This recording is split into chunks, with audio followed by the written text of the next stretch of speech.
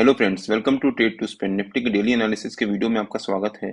Hope आपने हमारा कल का वीडियो देखा होगा जिसमें हमने अपने आज के लेवल शेयर किए थे। हमने क्लियरली मेंशन किया था कि 17664 निफ्टी का रेजिस्टेंस रह सकता है आज का, और 17583 निफ्टी का सपोर्ट रह सकता है। और हो सकता है निफ्टी फर्स्ट हाफ में इसी रेंज के बीच में ट्रेड करे, और उसके बाद जो भी निफ्टी रेंज बनाता है उसको अगर ब्रेक करता है तो वो निफ्टी उस डायरेक्शन में अपनी एक अच्छी रैली दिखा सकता है।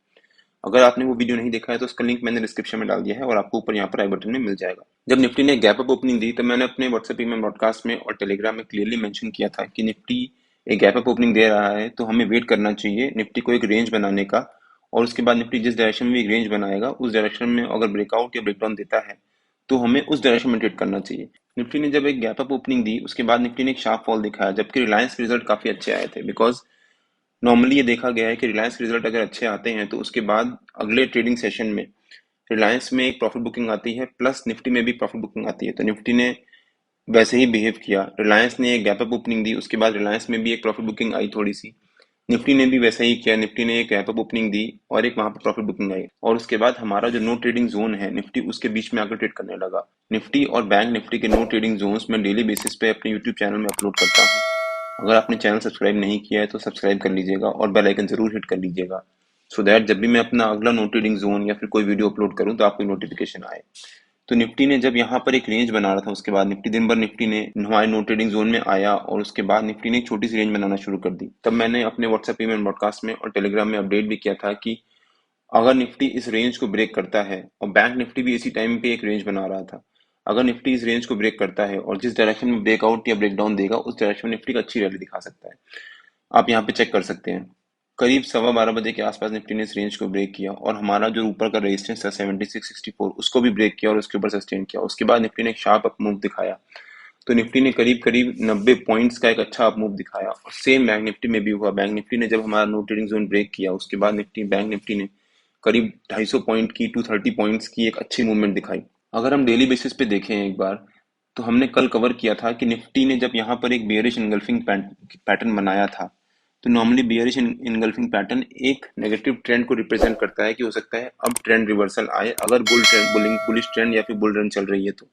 बट वो सिर्फ एक इंडिकेशन होता है। हमने मेंशन भी किया था क्लियरली, हमने कहा था कि निफ्टी इस जो बेयरिश इंगल्फिंग पैटर्न है उसके नीचे सस्टेन नहीं कर पा रहा है, और उसका जो नीचे का लेवल है उसको ब्रेक नहीं कर पा रहा है, वहीं पर एक छोटी सी रेंज बना रहा है। और निफ्टी जब इस रेंज को ब्रेक करेगा ऊपर की तरफ या नीचे की तरफ, तो उसी के अकॉर्डिंगली निफ्टी का अच्छी मूवमेंट देगा। वही हुआ, निफ्टी ने इस रेंज को ब्रेक किया ऊपर की तरफ और उसके बाद एक शार्प जंप दिखाया।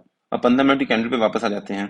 अब देखते हैं कि निफ्टी के कल के लेवल्स क्या रह सकते हैं। मेरे ख्याल से निफ्टी का जो कल का रेजिस्टेंस रह सकता है वो रह सकता है इस ये हाई, क्योंकि निफ्टी ने यहाँ पर एक स्ट्रॉन्ग रेजिस्टेंस लिया था और उसके बाद निफ्टी ने एक शार्प फॉल दिखाया था। उसके बाद नीचे निफ्टी एक रेंज बनाता रहा और काफी देर तक इस रेंज में ट्रेड करता रहा।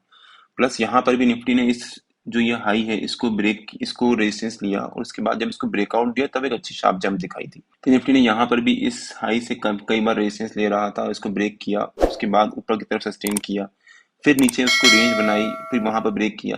तो एक रेंज बनाना निफ्टी के लिए एक इंपॉर्टेंट चीज है। निफ्टी या किसी भी स्टॉक के लिए या कोई भी इंडेक्स अगर आप ट्रेड करते हो, तो एक अगर आप चार्ट देखते हो तो कोई भी एक रेंज अगर वो बना रहा है कोई भी स्टॉक या इंडेक्स, और उस रेंज को अगर ब्रेकआउट देता है या फिर किसी डायरेक्शन में ब्रेक करता है या फिर ब्रेक डाउन देता है, अगर नीचे की तरफ ब्रेक देता है, तो उस डायरेक्शन में वो अच्छी रैली दिखाता है। बिकॉज उस समय क्या होता है कि बुल्स एंड बियर्स आपस में लड़ रहे होते हैं, और जो भी जीतता है, अगर बुल्स जीतेंगे तो ऊपर की तरफ रैली होती है और बियर्स जीतेंगे तो नीचे की तरफ रैली होती है। तो मेरे ख्याल से निफ्टी की कल की जो रेंज रह सकती है वो रह सकती है 17703। आज का जो निफ्टी ने क्लोजिंग के बेसिस पे थोड़ी देर पहले यहाँ पर एक रेंज बनाई थी उसका लोअर पार्ट भी था, प्लस 17768 निफ्टी का ऊपर का रेजिस्टेंस रह सकता है। तो हो सकता है निफ्टी 17703 और 17768 के बीच में थोड़ी देर ट्रेड करे अगर निफ्टी एक फ्लैट ओपनिंग देता है तो।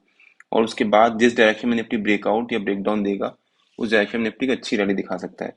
तो हो सकता है निफ्टी कल एक फ्लैट ओपनिंग देता है मान लीजिए अगर, और अगर 17768 को ब्रेक करता है थोड़ी देर ट्रेड करने के बाद, अगर यहाँ पर फ्लैट ओपनिंग देने के बाद आधा पौन घंटा एक रेंज बनाता है निफ्टी और उसके बाद उसको ब्रेकआउट देता है और 17768 के ऊपर सस्टेन कर जाता है निफ्टी, तो निफ्टी अगर इसको ब्रेक करता है ऊपर की तरफ सस्टेन करता है तो निफ्टी में ऊपर की तरफ शार्प रिकवरी भी आ सकती है। तो निफ्टी का पहला टारगेट 17804, सेकंड टारगेट 17844 के करीब, और निफ्टी का थर्ड टारगेट 17883 के करीब हो सकता है। तो निफ्टी मान लीजिए अगर एक फ्लैट ओपनिंग देने के बाद थोड़ी देर ट्रेड करता है आधा पौन घंटा और उसके बाद ऊपर की तरफ ब्रेकआउट देता है, तो निफ्टी का पहला टारगेट 17804, 844 सेकंड टारगेट, और थर्ड टारगेट 17883 के करीब हो सकता है।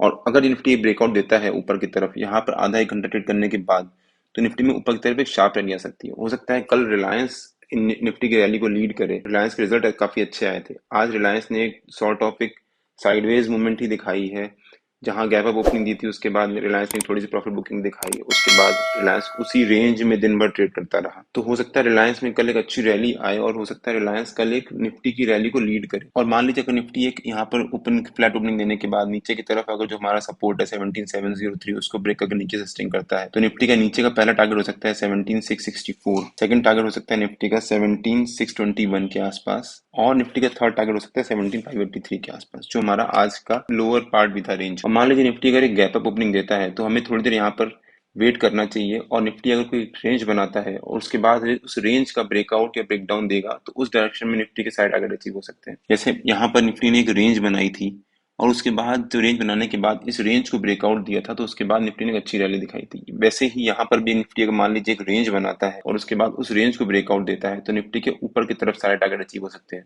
और वहीं अगर निफ्टी इस रेंज को ब्रेक डाउन देता है तो निफ्टी नीचे की तरफ हो सकता है वापस हमारा जो रेंज है 17768 और 17703 उसी के बीच में आए और थोड़ी देर ट्रेड करे, और वहां पर ट्रेड करने के बाद हो सकता है वापस निफ्टी एक बाउंस दिखाए। और मान लीजिए निफ्टी अगर एक गैप डाउन ओपनिंग देता है, गैप डाउन ओपनिंग देने के बाद निफ्टी अगर थोड़ी देर यहाँ पर सस्टेन करता है और एक रेंज बनाता है, और उस रेंज बनाने के बाद अगर निफ्टी जिस डायरेक्शन में ब्रेकआउट या ब्रेकडाउन देगा उस डायरेक्शन में निफ्टी सारे टारगेट अचीव कर सकता है। मेरे ख्याल से कल भी निफ्टी का एक अप ट्रेंड कंटिन्यू रह सकता है। हो सकता है निफ्टी 17703 के आसपास या 17700 के आसपास एक सपोर्ट ले और उसके बाद एक अच्छा बाउंस दिखाए।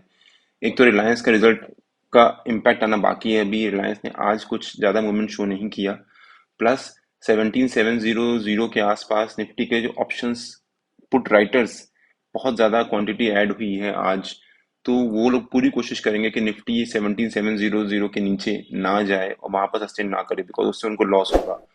प्लस आज अगर देखा जाए तो 17700 पे ऑप्शन कॉल राइटर्स की भी ने अपनी अपनी पोजीशंस डाइल्यूट भी करी हैं बहुत सारी। तो हो सकता है कल जो निफ्टी की आज जो आखिरी में शॉर्ट कवरिंग आई थी, ये हो सकता है कल वो कंटिन्यू रहे और निफ्टी ऊपर की तरफ है कल अच्छा बाउंस दिखाए। निफ्टी के जो भी लेवल्स होते हैं वो डेली बेसिस पे मैं अपने चैनल में पोस्ट करता रहता हूँ। अगर आपने मेरा चैनल ज्वाइन नहीं किया उसका लिंक मैंने डिस्क्रिप्शन में डाल दिया है, और आप मेरे को टेलीग्राम में ट्रेड टू स्पेंड नाम से सर्च मार्केट ज्वाइन कर सकते हैं। अगर आपको वीडियो अच्छा लगा हो तो please like share and subscribe और बेल आइकन जरूर हिट कर लीजिएगा, सो दैट जब भी मैं अपना अगला वीडियो पोस्ट करूँ आपको नोटिफिकेशन आ जाए। Till than happy trading and जय हिंद।